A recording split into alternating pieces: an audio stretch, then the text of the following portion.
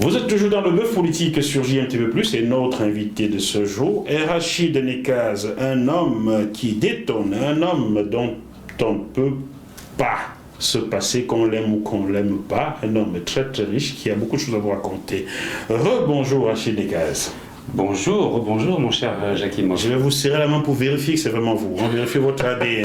C'est vraiment vous, c'est solide. J'ai du sang africain nigérian et de Sénégambie, 1,8%. Oula. Prouvé de façon scientifique. Wow. Voilà, donc vous l'avez dit en Algérie? Je l'ai dit et je le redis de façon très régulière. Absolument. Je suis très fier d'être africain. Le président tunisien est-il au courant? Ah non, il n'a pas de président. Peut-être. En tout cas, je peux le rappeler. Dans un livre que je vais publier bientôt sur la responsabilité des juifs, des chrétiens, des musulmans dans l'esclavage. Oh là là, vous allez aggraver votre cas. C'est pas grave, il n'y a qu'une vie, vous savez. C'est le problème, vous, hein? Non. Il sera interdit en France la aussi, le vérité. livre, hein? Malbranche, la recherche de la vérité. Bon, très bien. Je connais quelqu'un, François-Xavier Verschave. Vous l'avez connu? Non. J'ai pas eu ce plaisir. Il dirigeait l'association Survie. Et il était vent debout contre la France-Afrique. Et en 2001, il avait écrit un livre, L'envers de la dette, dans lequel il expliquait comment des gens en col blanc ici instruisent les chefs d'État africains d'emprunter de l'argent dans les banques occidentales, soi-disant pour construire des infrastructures chez eux, et cet argent reste dans les comptes d'une grosse banque parisienne et il finit par financer les campagnes politiques de tous les hommes, qui soient de gauche ou de droite. Et ce livre fut interdit en France, pays des droits de l'homme. Mais comme je connaissais un peu la maison, j'avais eu mon exemplaire à côté. Ils vont venir fouiller chez moi, il n'est plus là. Et d'ailleurs, il est en numérique et partagé maintenant. Donc, je vous l'enverrai en numérique. Avec plaisir, voilà. Avec beaucoup d'attention. Rachid Nekaz, nous nous sommes rencontrés parce que vous étiez vent debout contre l'extrême droite, Jordan Bardella, Marine Le Pen, qui venait de faire un score historique aux élections européennes et qui est aux portes de Matignon. Vous avez fait un live publié que j'ai repris sans votre autorisation. Et je vous en remercie. Envoyez-moi tous vos lives, je publierai, tant qu'on ne censure pas. Et je me suis dit, mais qui est ce monsieur? Pourquoi avoir eu ce besoin de faire un live pour sensibiliser contre l'extrême droite? À vrai dire, j'ai fait 7 lives car j'ai senti l'urgence, la gravité de la situation. J'ai vécu en première ligne les résultats du premier tour des élections présidentielles le 21 avril 2002, lorsque Le Pen pour la première fois était passé au deuxième tour de l'élection présidentielle. Et je me suis dit, nous sommes 22 ans plus tard et j'avais très peur pour les 15 millions de Français d'origine étrangère, qu'ils soient noirs, antillais, berbères, arabes ou turcs. Je me dis, c'est le début de la fin de ces communautés-là. Et j'ai fait le parallèle avec ce qu'ont vécu les Juifs en Europe et notamment en France. Il faut le rappeler, 73 000 Juifs français ont été dénaturalisés alors qu'ils étaient là depuis 500, 600 jusqu'à 1000 ans en France et envoyés dans les chambres à gaz à la fois en Allemagne et en Pologne. Et je voyais le danger se répéter à l'endroit cette fois-ci des Noirs, des Antillais, des Berbères, des Arabes et des Turcs. D'où ce besoin que j'ai éprouvé de sensibiliser, d'alerter et de convier ces 15 millions de Français d'origine étrangère à aller voter massivement contre les partis d'extrême droite de Bardella et de Le Pen. Bardella qui aurait des petites origines italiennes et algériennes aussi. Qu'il n'assume pas. Qu'il n'assume pas. Vous confirmez? Vous avez vérifié ça aussi? Jeune Afrique l'a vérifié pour nous. Ou Jeune Afrique, c'est pas une référence. Il ne l'a pas contesté. Vous savez, Jeune Afrique a écrit sur moi le 5 juillet 2022. Jeune Afrique a écrit que JMTV+ était une entreprise en cessation d'activité. Pourtant, vous êtes bien. Ce qui est faux. Alors j'ai fait intervenir Jacques Cheminade qui avait été à votre place le 31 juillet de la même année 2022, qui a dit mais qu'est-ce que c'est que cette histoire? Donc Jeune Afrique, c'est pas une référence. En tout cas, il n'a pas contesté. Il n'a pas contesté. Ah, ben Jordan, j'aimerais bien vous avoir, vous qui faites virer les journalistes qui sont subversifs pour vous, j'aimerais bien vous avoir un jour, on s'amuserait bien. Et on mangera du couscous ce jour-là ensemble d'ailleurs. Inch'Allah. Alors, avez-vous l'impression que ces Africains originaires d'ailleurs vous ont écouté?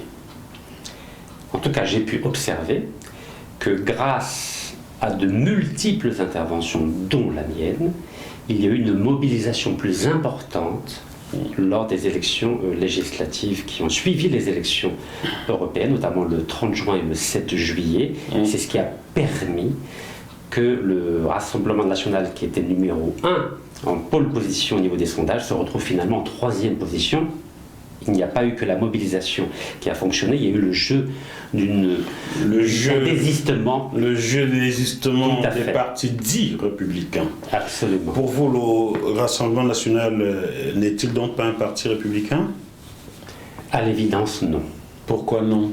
À partir du moment où vous avez la figure de proue de ce mouvement, qui s'appelle Marine Le Pen, qui dit qu'elle ne touchera à aucun droit des Français, ce qui veut dire qu'elle touchera aux droits de ceux qui ne sont pas français, et d'autre part ça veut dire, et vous le savez mieux que moi, que pour supprimer la nationalité française, il suffit simplement un petit décret. On a vu ce qui s'est passé avec Émile Séba, ça s'est fait en 24 heures. Donc Marine Le Pen au pouvoir, elle n'aura aucune difficulté à supprimer la nationalité française. De 15 millions de personnes? Bien sûr, comme Pétain l'a fait pour tous les Juifs de France entre 1940 et 1942. Les Noirs, hein, il y avait les Noirs dans les camps de concentration. Absolument. J'en ai interviewé un qui vient de décéder d'ailleurs. Les Noirs et les Tziganes. Il y a eu 3 millions de Tziganes qui ont été tués. Personne n'en parle, car ils n'ont pas les intellectuels, les journalistes, les hommes politiques pour les défendre. Je vous laisse responsable de vos propos. Non, mais c'est un fait historique. Je vous laisse responsable de vos propos. Je vous en remercie, monsieur. Alors, ne pensez-vous pas, Rachid Nekaz, que vous faites insulte à une bonne frange de la population française qui décide de voter pour le Rassemblement national? Et parmi ces Français, il y a des Noirs. Et des Arabes, et des Berbères. Aux Antilles, on a voté le Rassemblement national, la majorité. J'ai un Mohamed, je sais pas, quelqu'un qui est arabe, qui vit dans les Hauts-de-Seine, qui a voté pour le Rassemblement national et qui a appelé ma consoeur Apolline de Malherbe. Je ne citerai pas son média, mais vous le connaissez, pour faire un témoignage. Donc, il y a des contrées où on vote en majorité Rassemblement national et on a majorité noire. Il y a des contrées où des Arabes votent au Rassemblement national. N'avez-vous pas l'impression de faire insulte à cette grande frange de la population française qui choisit de voter le Rassemblement national, que ce soit par dépit ou par conviction? Monsieur Jackie Moifo, c'est mon nom. Dans une démocratie, chacun a le droit de penser ce qu'il veut et de voter pour le candidat de son choix. Oui. Et on a même le droit de ne pas être d'accord avec celles et ceux qui votent pour un parti que, à titre personnel, je considère comme non républicain, et j'ai expliqué pourquoi.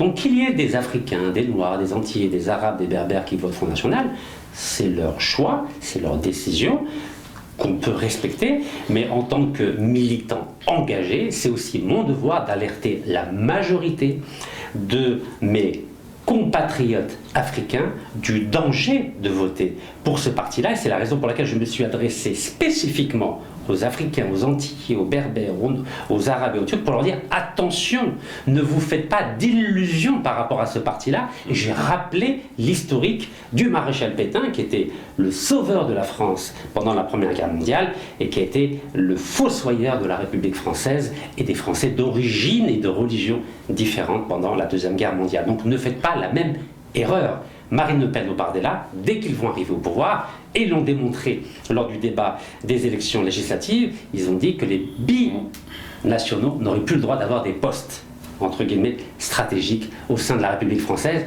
ce qui veut dire qu'ils allaient revoter les mêmes lois que le maréchal Pétain, qui avait interdit aux Juifs de travailler dans l'administration, de faire du business, d'avoir des postes politiques ou d'être avocat ou juge dans la justice.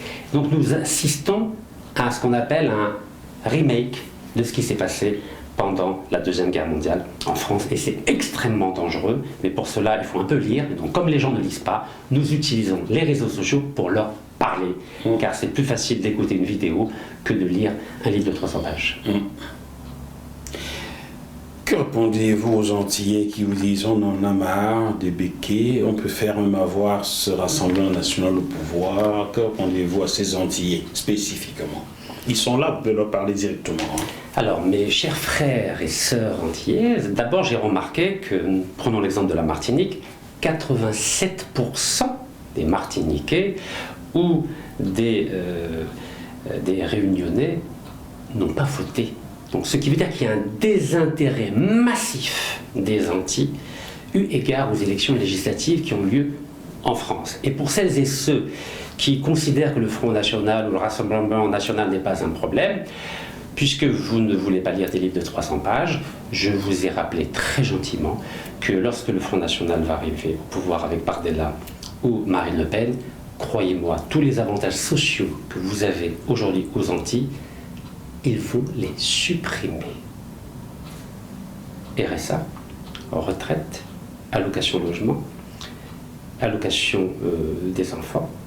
C'est le début de la fin de l'égalité de tous les citoyens français, aussi bien par rapport à la loi que par rapport aux droits sociaux.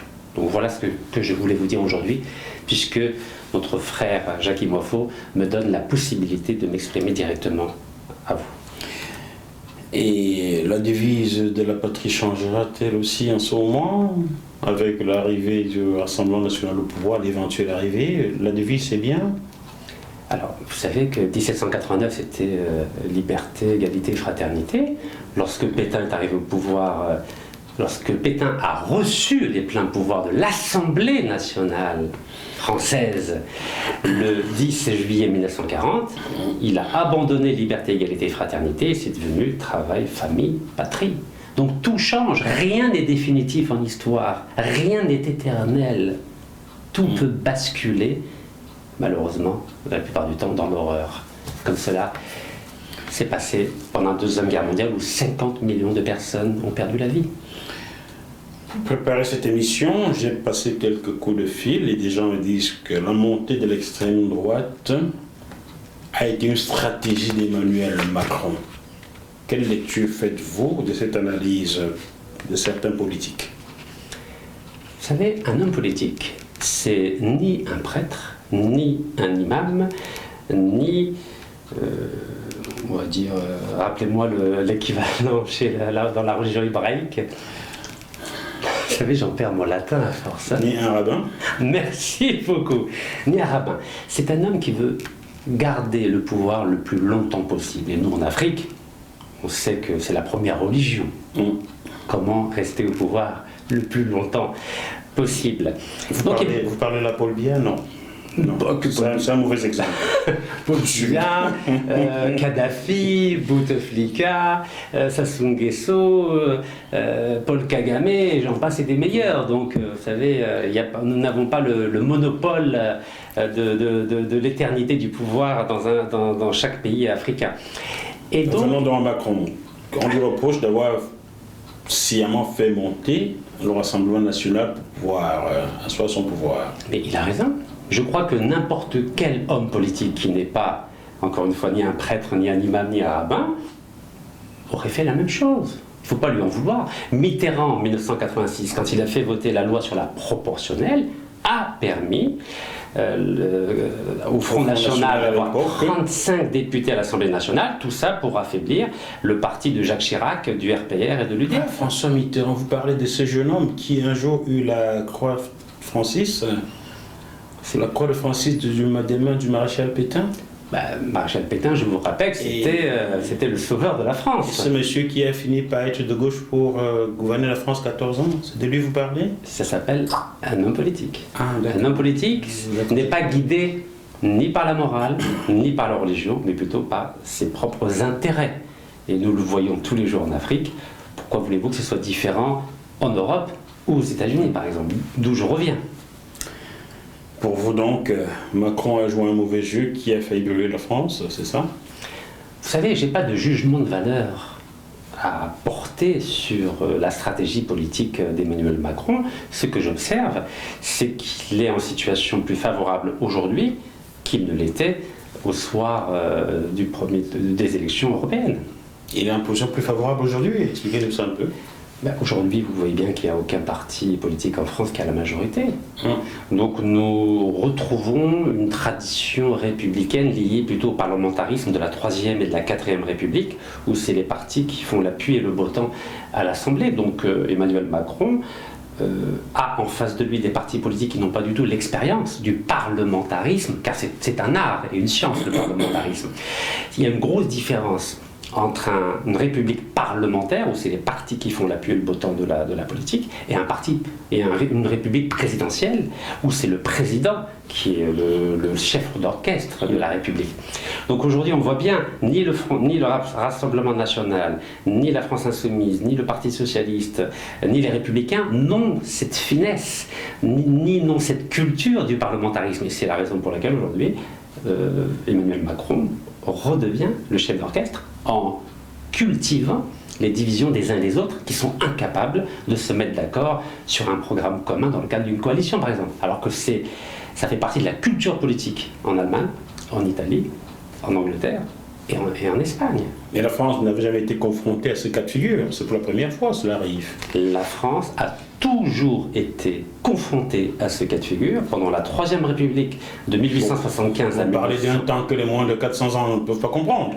Oui, mais les hommes politiques ont la culture politique. Il s'avère que je suis historien. C'est ce que vous croyez. J'en suis sûr. La France irait nettement mieux si les hommes politiques français avaient de la culture. Je ne parle pas de tous les hommes politiques, je parle de ceux qui conseillent Emmanuel Macron. Eux connaissent très bien le fonctionnement de la Troisième et de la Quatrième République. Et comme les députés qui ont été élus, qui malheureusement, vous le voyez bien, n'ont pas une culture politique ou un cursus universitaire qui les aurait préparés. Il y en a parmi eux qui ne savaient même pas pourquoi ils sont investis. Vous le voyez bien. Nous avons une perte en ligne en termes de culture politique aujourd'hui à l'Assemblée nationale. Vous savez, en Afrique où la culture politique est beaucoup plus aiguisée... Vous pensez? Oui, vous savez, j'ai fait une tournée africaine avec mon fils dans 15 pays. Croyez-moi que le niveau politique, la conscience politique des Africains est beaucoup plus aiguë en France. Pas pour ceux qui dirigent. Hein. Ceux qui dirigent ont des intérêts politiques. Je vous rappelle que Paul Biya a fait l'école de sciences politiques à Paris. Ah bon. Vu ce que cela a produit depuis plus de 40 ans. Ça, c'est autre chose. C'est-à-dire que ne confondons pas connaissance politique avec servir l'intérêt général ou servir ses intérêts particuliers. Vous le savez mieux que moi, l'Afrique aujourd'hui, les dirigeants africains, derrière un beau discours de façade, ont plus à cœur de servir leurs intérêts particuliers. Et les intérêts occidentaux? Ça fait partie de c'est des intérêts communs. Vous savez, c'est une alliance objective. On ne va pas leur en vouloir. Ah bon? Pourquoi leur en vouloir? Non, pour rien, on ne doit pas. On ne doit pas. Pourquoi leur en vouloir? Du tout. Ils ont le droit d'avoir des privilèges, non? Kézanne vous invite à entrer dans une nouvelle ère digitale. Kézanne ouvre une infinité d'opportunités avec un accès illimité à un réseau mondial. Découvrez Kézanne Social Network, collaboratif et contextuel. Rejoignez Kézanne Marketplace, l'espace marchand vous permettant de proposer et d'accéder à tout type de produits et services.